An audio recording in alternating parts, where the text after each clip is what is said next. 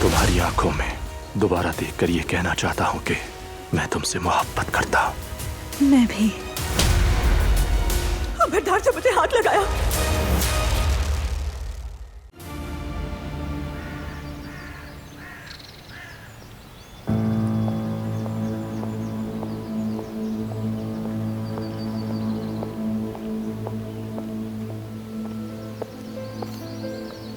सब ठीक है ना भाभी? नहीं,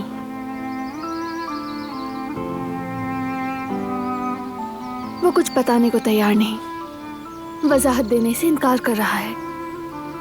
सच कहूं तो अगर बात बारान साहब की हो तो मामला कुछ और हो जाता है। वो हमेशा से ही ऐसे हैं।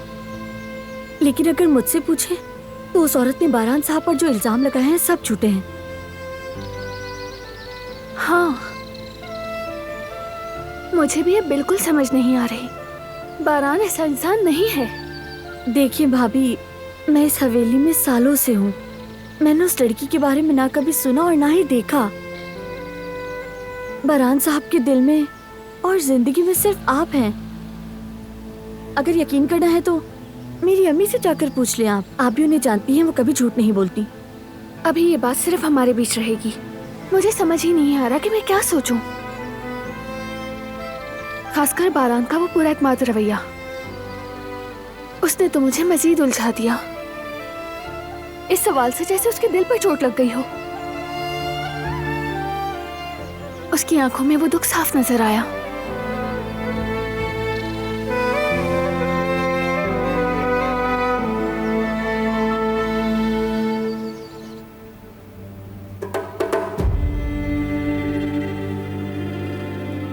उसका सोशल मीडिया चेक किया है मैंने।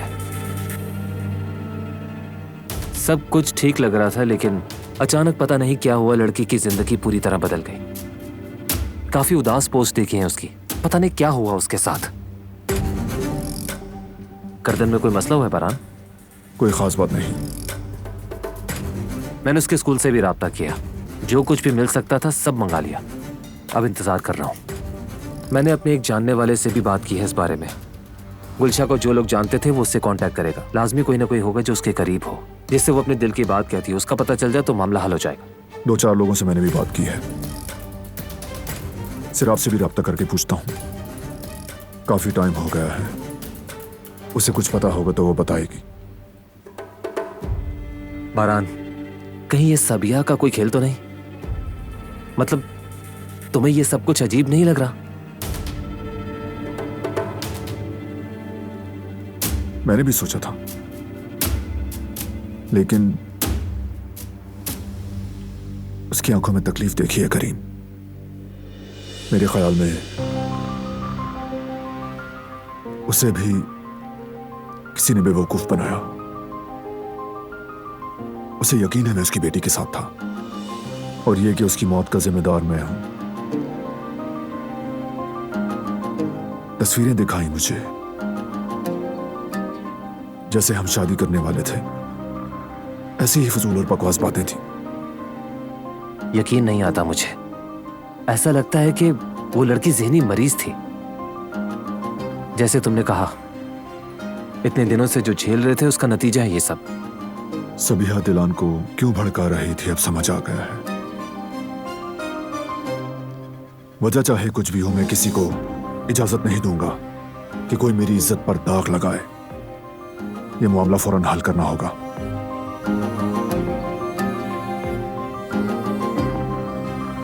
उस औरत को पता होना चाहिए कि उससे झूठ बोला गया। दिलान भी समझ जाएगी, लेकिन जब उसे समझ आएगा तब तक देर हो चुकी होगी। बारान, तो बात करो उससे, सब कुछ बता दो। इंसान जिससे मोहब्बत करता है उसे हर चीज का हिसाब देता है करीम, लेकिन अपनी इज्जत और गैरत का हिसाब नहीं देता। दिलान को मेरी इज्जत का ख्याल होना चाहिए था। मैं ये बर्दाश्त नहीं कर सकता।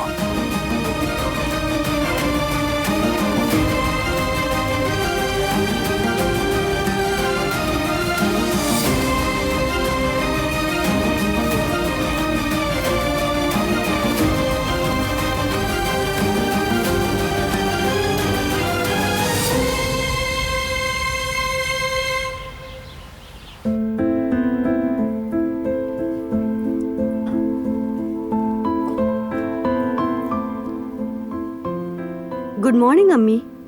गुड मॉर्निंग अम्मी जान। अम्मी, खुदा के वास्ते अब ये नाराजगी खत्म कर दीजिए अम्मी।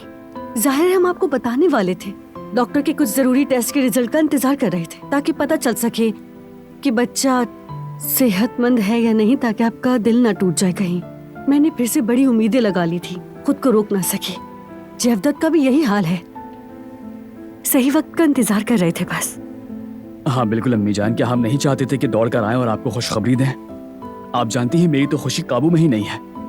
दिल तो चाह रहा है कि बाहर निकलूं ढोल लेकर और सबको चिल्ला चिल्ला कर बताऊं मैं बाप बनने वाला हूं, मैं बाप बनने वाला हूं। यकीन करें मेरा, बस हमने एहतियात करने का सोचा ताकि किसी का दिल ना टूटे। ओहो, हनीफा बेगम ने तो आज कमाल ही कर दिया। कितना सब कुछ बनाया है तुमने। खैरियत है बेगम, कोई मेहमान आने वाला है क्या? आएगा सईद, आएगा। बस यही कुछ 8-9 महीने इंतजार करना पड़ेगा।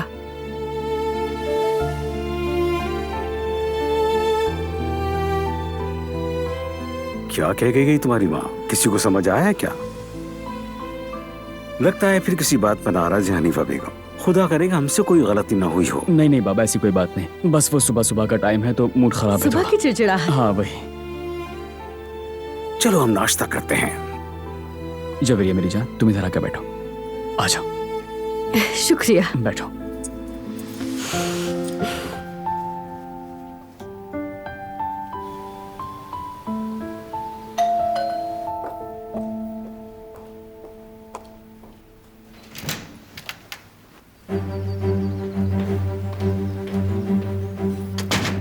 गाड़ी में मेरे बैग्स पड़े हैं, अब मैं अपना सामान ला रही हूँ आहिस्ता आहिस्ता।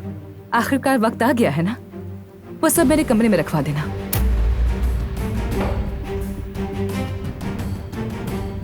Hello darling.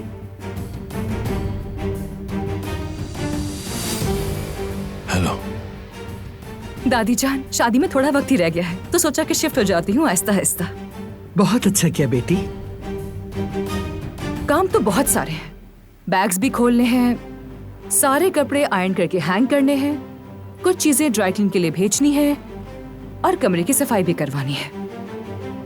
बहुत डिटेल में सफाई चाहती हूँ। ठीक है दारिया मैडम, मैं कर लूंगी। नहीं कदर आप क्यों जहमत करेंगी, गुल कर लेगी ये काम। गुल नहीं करेगी।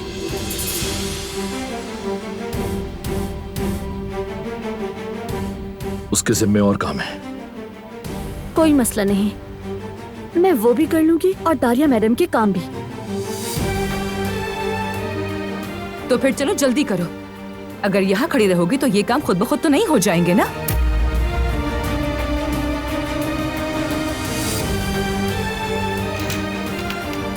मैं भी इसकी मदद कर देता हूँ।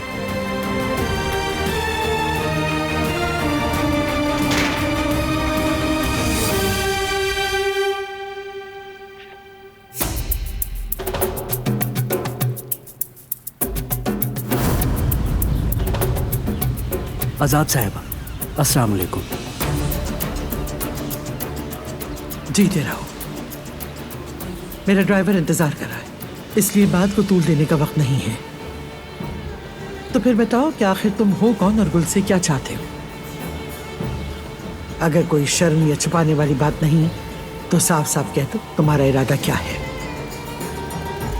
मैं बचपन से ही गुल को पसंद करता हूँ, उससे शादी करना चाहता हूँ।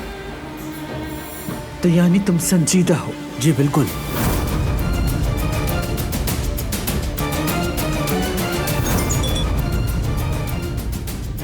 हेलो, मैं साले हूँ। कैसी हैं आप आजाद साहिबा? ठीक हूँ, शुक्र है अल्लाह का। जी जैसा आपने कहा था, मैंने गुल को प्रपोज किया था, लेकिन उसने इनकार कर दिया। इस मामले को खत्म करने के लिए अब जल्दी कोई कदम उठाना होगा।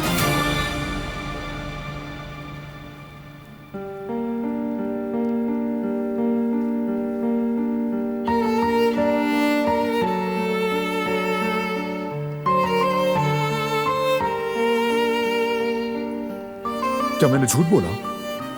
इस सवाल का जवाब तुम खुद दो कि दिलान, इतना कुछ झेलने के बाद भी अगर मुझे खुद को साबित करना पड़ रहा है तो हमारा रिश्ता इससे कहीं ज्यादा मजबूत था।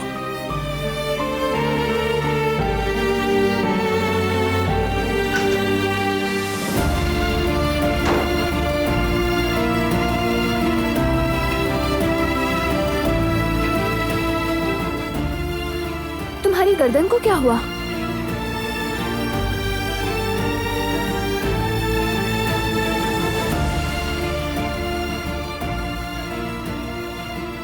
सब ठीक है? बात करो मुझसे प्लीज। कुछ नहीं हुआ, इस पर बात करना जरूरी नहीं। तुम बाहर सोए थे ना, इसीलिए गर्दन अकड़ गई है। अगर मैं हल्का सा मसाज कर दूं तो आराम मिलेगा तुम्हें।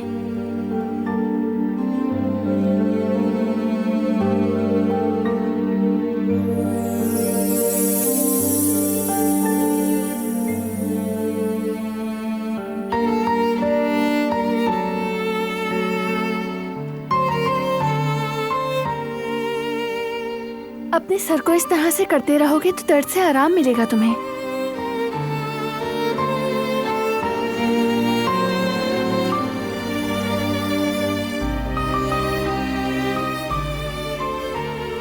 हाँ, अब थोड़ा सा इस तरफ करो अपनी गर्दन।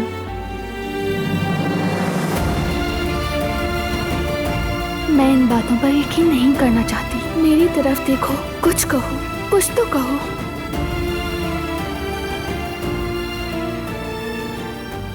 अब जरा उस तरफ घुमा लो अपनी गर्दन। तुमने मुझे पहचाना ही नहीं, जरा भर भी यकीन नहीं किया। इन सब बातों के बाद अब मैं खुद को साबित नहीं करूंगा दिलान। काश तुम समझ सकती कि ये मेरे साथ नहीं, हमारे रिश्ते के साथ नाइंसाफी है। अगर दिन में 2-3 बार ऐसे मूव कर लो तो ठीक हो जाएगी। बस छोड़ दो, बहुत हो गया।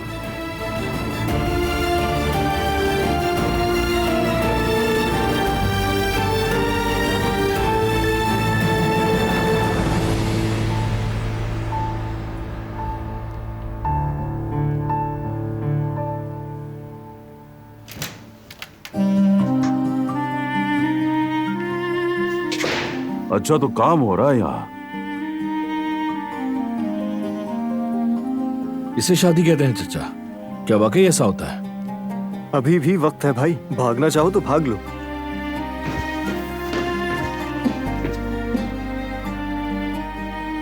वाह बाबा, वाकई जिंदगी अजीब चीज है ना।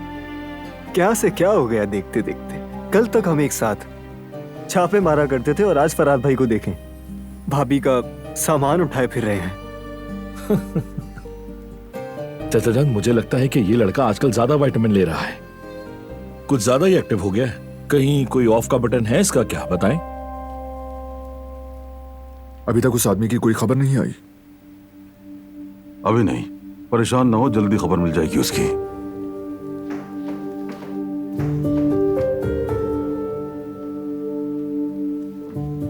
चले, इजाजत हो तो मैं चलता हूँ, बहुत सारे काम करने हैं अभी। कैसे हैं आप बाबा? मैं ठीक हूँ बेटी, दिल को खुशी होती है लड़कों से बात करके।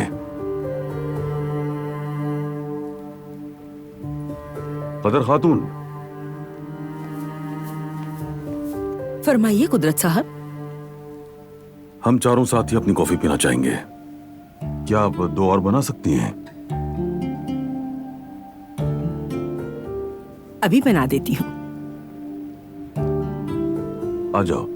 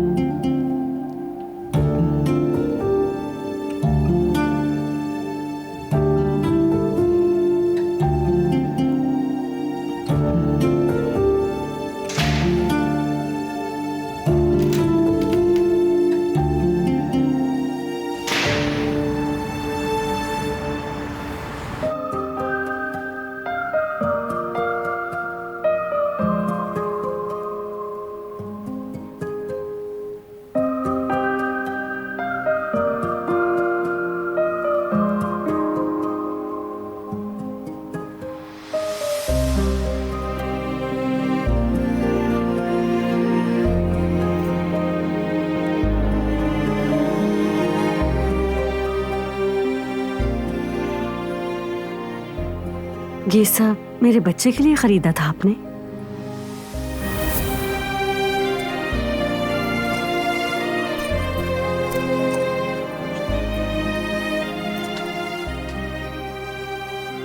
अम्मी, आज मैं चेकअप के लिए जा रही हूँ।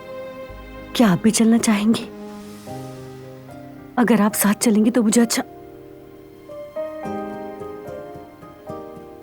मैंने कभी उम्मीद नहीं छोड़ी थी बेटी, क्योंकि अल्लाह से मायूस नहीं होना चाहिए।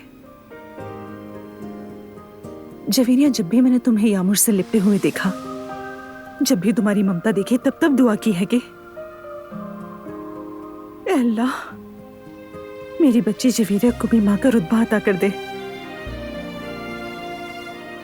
एक बात कहूँ आपसे, यामुर के साथ मैंने माँ होने का एहसास किया है। अम्मी, हर कोई तुम जैसा नहीं होता बेटी। कुछ लोग इतना प्यार नहीं दे सकते।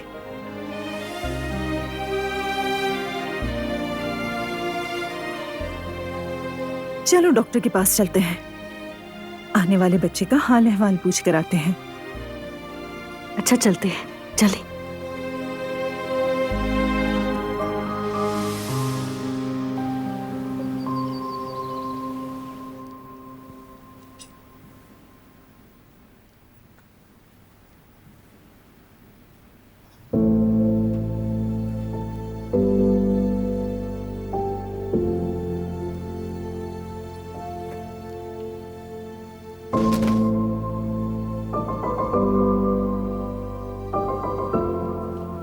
तुम्हें ये सब करने की जरूरत नहीं, वो खुद कर लेगी ये सब।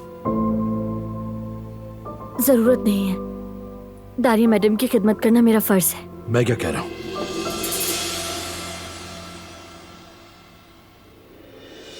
ये भी खाली करो।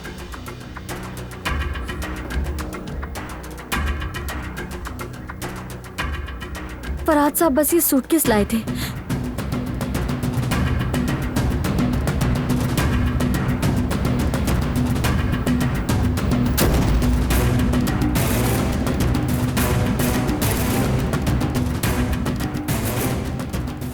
बहुत हो गया ये तमाशा।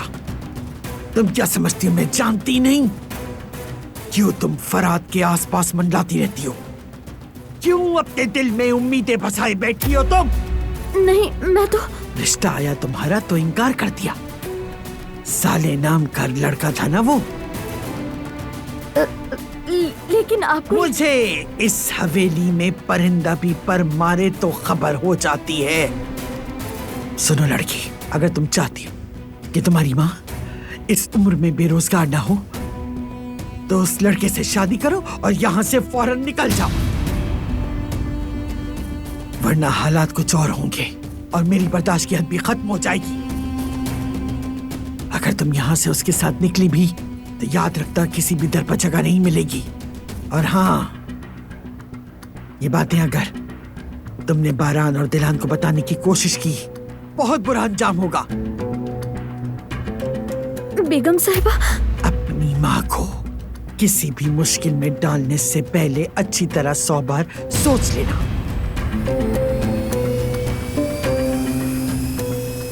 समझ गई?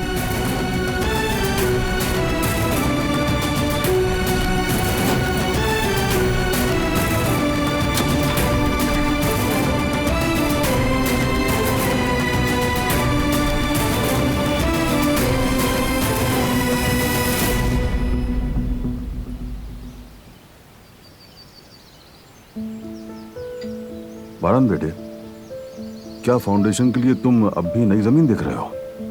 जी देख रहे हैं बाबा। कंडीशंस के मुताबिक साइट्स का एक पोर्टफोलियो तैयार कर रहे हैं। फाइल मुकम्मल होते ही मिलकर देख लेंगे।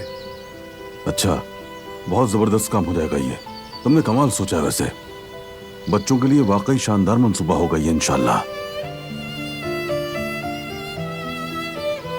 जी हाँ, जब प्रोजेक्ट मुकम्मल होगा तो ये मुकम्मल रिहैबिलिटेशन सेंटर बनेगा। बच्चों की ज़हनी और जिस्मानी ज़रूरियात का मुकम्मल ख्याल रखा जाएगा डिज़ाइन में, माइनर डिटेल्स भी।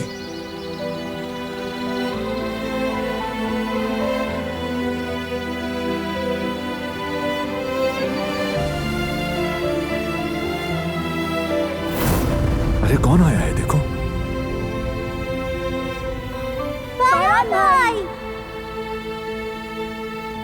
मेरी जान,